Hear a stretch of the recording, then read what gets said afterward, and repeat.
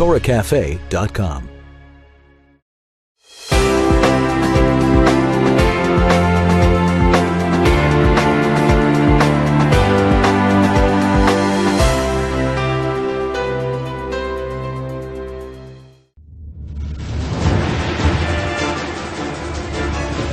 As the sun crept up towards the horizon, a team of Hamas terrorists emerged onto Israeli soil from passageways that crept beneath the inflamed Gaza border. Launching a surprise raid on the IDF tank, terrorists murdered 2 Israeli soldiers and wounded and captured Gilad Shalit, a corporal in the IDF's armor corps, forcing him through a terror tunnel into Gaza.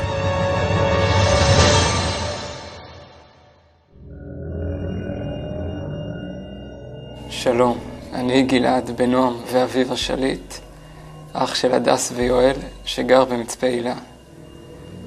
תעודת הזהות שלי היא 3970-29.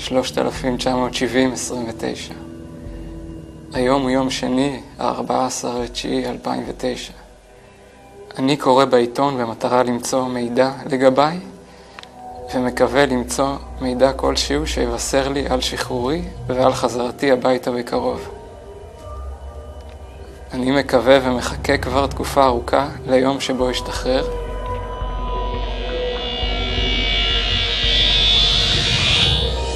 היום אני מביא לממשלה הצעה להסכם שיחזיר את גלעד שליט הביתה חי ושלם. אם הכל ילך במישרין, גלעד יחזור לישראל בימים הקרובים לחיק משפחתו ועמו. עם ישראל הוא עם מיוחד. אנחנו ערבים זה לזה.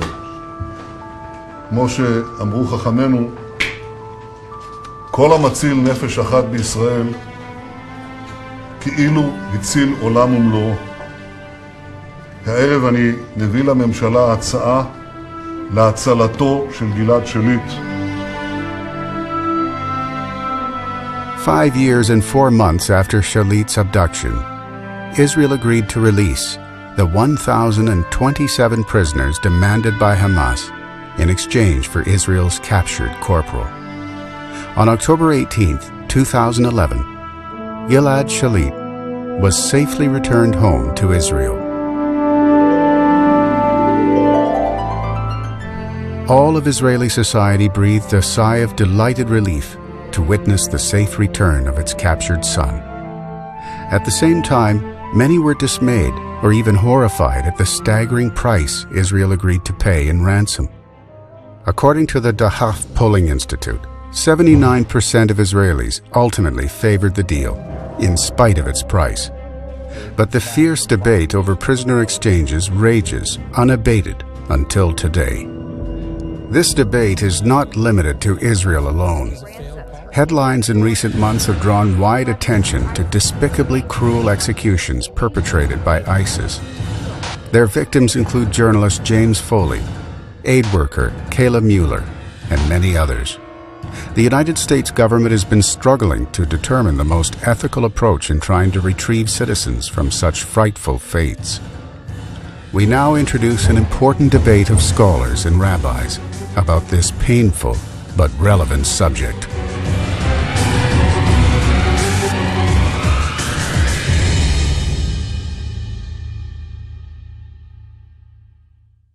The motion is, Israel was wrong for the Shalit deal. 46% agree that it was wrong. 30% disagree. And 25% are unsure. So, gentlemen, you've got your work cut out for you. Let me tell you why it is that I agree with 46% of you. And I think at a time when the United States and Israel are talking about one of the terrible deals that's been proposed in the history of mankind, Bibi Netanyahu can say, I know it's a terrible deal because I've been there. I've made a terrible deal. And that is the Shalit deal. And with this group, it's appropriate to begin with our tradition, with the Mishnah, with the rules of the Talmud, with what it is that we learn from halacha.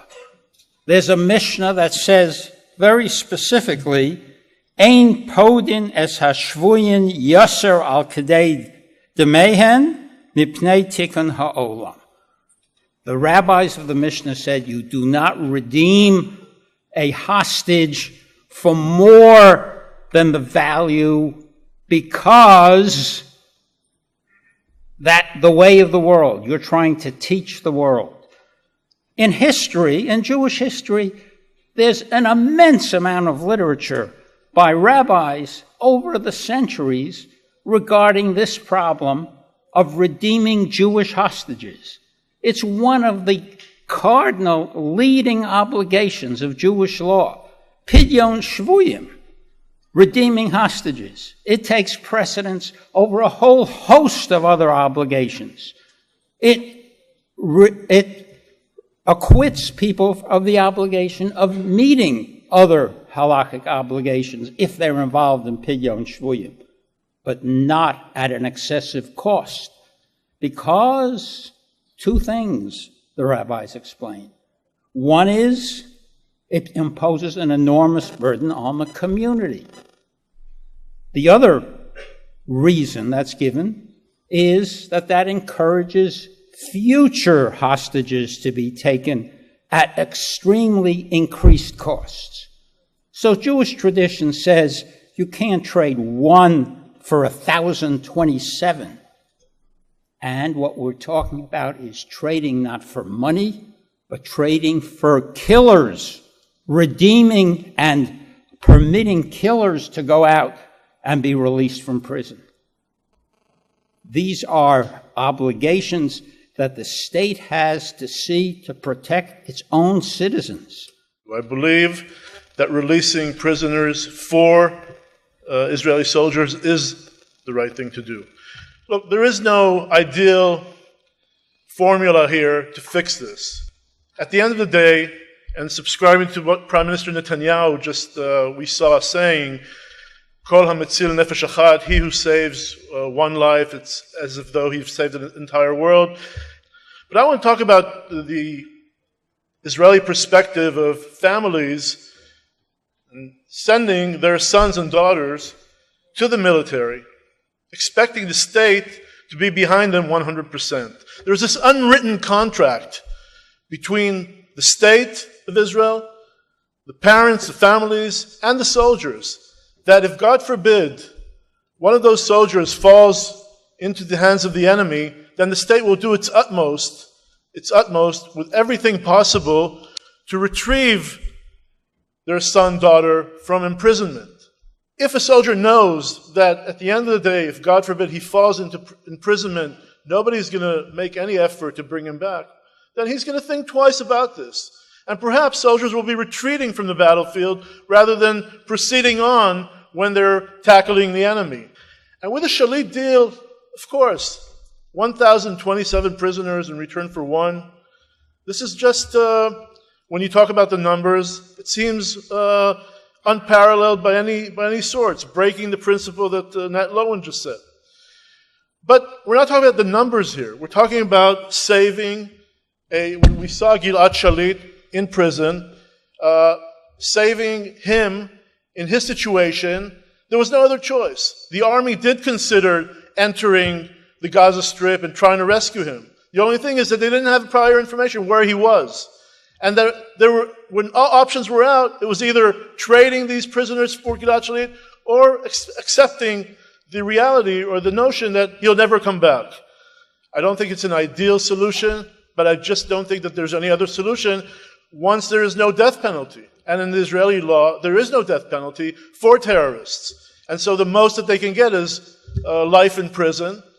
The fact that there is no death penalty, there is no other choice, then prisoner release is legitimate and should be considered once all other measures, all other options are out. 280 of those prisoners that were released were serving anywhere between 1 to 25 life sentences. By February 17, 2013, 14 of those terrorists were back in Israeli prisons for having perpetuated further terrorist activity. And since then, many more. To be sure, as we will have heard, the release of captives is a fundamental Jewish principle, and the ancient sages do indeed enjoin us to do whatever we can to ensure the release of anyone in captivity. But it is not without limits. There are cases in which it would in fact be forbidden to do so, because it is perfectly obvious if we go to any extent to get them out, then future ramifications could be disastrous. One of the big concerns discussed in Jewish law is where actions will invariably incentivize hostage takers, be it financial or worse. In the New York Times, July 29, 2014, it was observed that of 53 hostages taken in the 5 years prior by Al-Qaeda, the tiniest of countries like Austria, Spain, and Switzerland made up more than 20% of those particular hostages. And the USA, by contrast, made up less than 5%. Why? Because the US doesn't negotiate with terrorists. Or to put it in the words of David Cohen, the Undersecretary for Terrorism in 2012, at the Chatham House speech in London, recent kidnapping for ransom trends appear to indicate that hostage takers prefer not to take US or UK hostages. In other words, they were no longer being incentivized. So let me be clear, every one of us will have rejoiced at the release of Gilad Shalit. The idea of a soldier in the hands of barbarians sends a shiver down our spines. But look into the eyes of the loved ones, of Danny Gonen, of Malachi Rosenfeld, of Baruch Mizrahi. Look into the broken hearts of the parents of those 3 wonderful Jewish boys who were kidnapped and subsequently killed just last year. All who were killed in incidents that involved those who were released in the Shalit deal. The question must then be asked, what makes the blood of one soldier any redder than that of the subsequent 6 who tragically died? Number one, we're struggling with the issue of terror. This has no precedent in Jewish law. When Mr. Lewin mentioned the fact that we do not pay a higher amount of money, we're talking about a different kind of exchange. Here we're discussing a whole different ball of wax. And we're discussing ourselves in a context where Jews have sovereignty. And the soldiers that fight for them and that represent them have a different category in Jewish law. For they are considered shluchim, emissaries of the whole nation. And there's a very interesting discussion in Jewish law that when you send somebody off to do something which is risky and something happens to them at an adverse level, this idea of not paying a greater amount of money does not apply because they are going in your stead.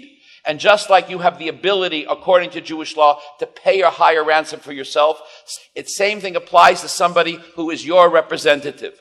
A soldier in the Israeli army is a representative of the whole society. So the whole society has a collective responsibility for him. And beyond that, there's another very important thing discussed with the contemporary authorities in Jewish law. It's the morale of the soldier. We know if a soldier is wounded on the battlefield, and there's a chovesh, which is a medic, he is told to run into the midst of the battle and put his life on the line to save another soldier, no matter what the situation is. Because the soldier knows no matter what, there's going to be somebody there to save him and taking care of him. But when it comes to ransoming a soldier like Gilad Shalit, who is an emissary of the state and needs to fight with a full moral commitment, the Jewish law would weigh, many would argue the Jewish law would weigh that we would ransom him so he will be able to stand strong and fight. Sitting here, this is for me not a theoretical discussion. I have a son in the IDF right now. He's in combative engineering unit. And God forbid, he knows, and I would, as a parent, will expect the state to do its utmost when, God forbid, if something happens. Talking about this issue that was raised by several speakers about those released from the Shalit deal that returned to conduct terrorist activity.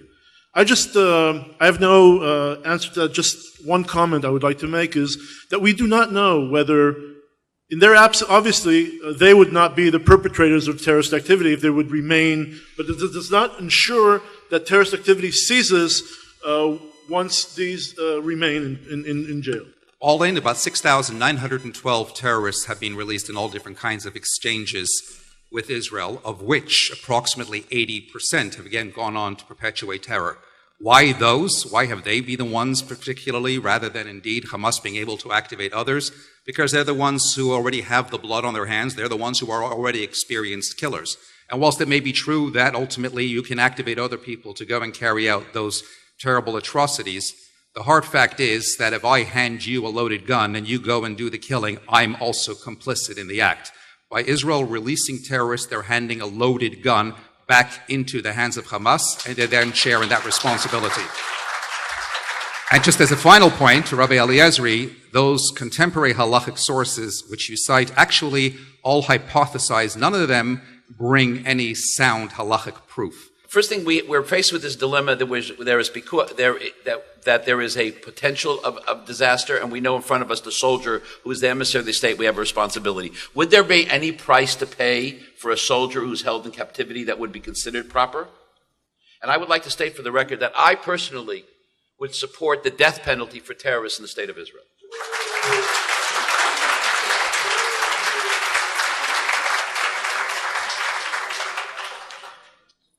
But if you don't manage to get them into the electric chair, you'll release them first. I didn't say I would release them. I said there's a very narrow... But you did. You narrow, actually supported the position earlier. I said in a very narrow context, because the soldier is the emissary of the state, we have a responsibility for his morale, and because he represents all so the society. So the point is that in the first instance... But I'm reversing the question. In the first instance, you kill the terrorist, but if you didn't happen to kill him, you release him in exchange. No, I think with a process... Hold on. I think with a judicial process, I think that capital punishment, as is exercised in this country, would be a good idea in Israel for terrorists. Let's stop it right there. With regard to Mr. Arbel, if in fact you're saying that other people can commit terrorist acts, then what's the purpose between even imprisoning and trying to disable the person who has committed a terrorist act? You're not deterring anything if you're assuming that others are going to commit similar terrorist acts. With regard to Rabbi Eliezeri's point, so far as allowing more to be given in unusual circumstances, we're talking about financial redeeming of hostages in those halakhic cases. We're not talking about releasing people who will commit other murders. But with regard to morale, if the soldier who goes into battle and risks his life were told that in order to release him, 6 people would be killed to release him, I don't think that his, quote, morale would be reduced by saying we're not going to kill 6 other Jews in order to get you out of captivity.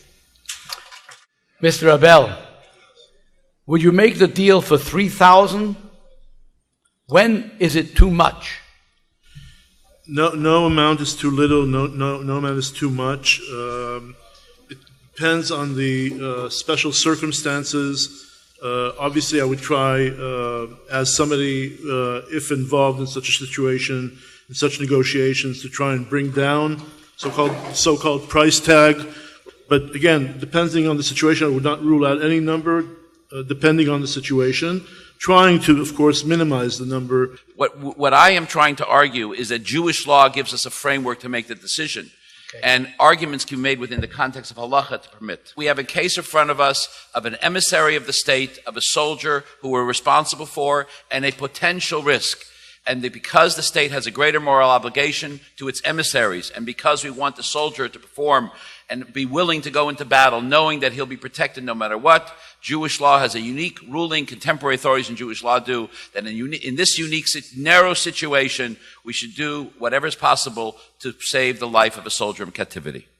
We, of course, always rejoice at the return of our boys and girls to their family and nation. Let us consider that sometimes you need the courage to make a decision, even knowing very well that there may be good arguments on the other side. The ultimate determining factor is what makes most sense strategically. Redeeming Jewish captives is a supreme value, but in exchange for terrorists who vow to spill more Jewish blood, and bearing in mind the disproportionality of it all, puts all of Israel in danger. We should pray that henceforth this remains only an academic exercise with no more the need to face such real dilemmas. Shalom ba'aretz v'simchat olam al kol yoshveha, everlasting peace in Israel and for the Jews the world over.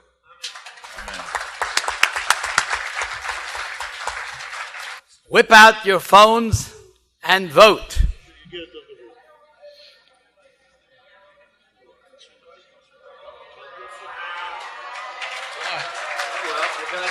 There you are. There you go. Well done. Agree 72, disagree 22, Not sure 7. Before it was agree 46, disagree 29, and not sure 25. So there are winners and there are losers. We will all be winners if we never have to get to this again. Thank you very much.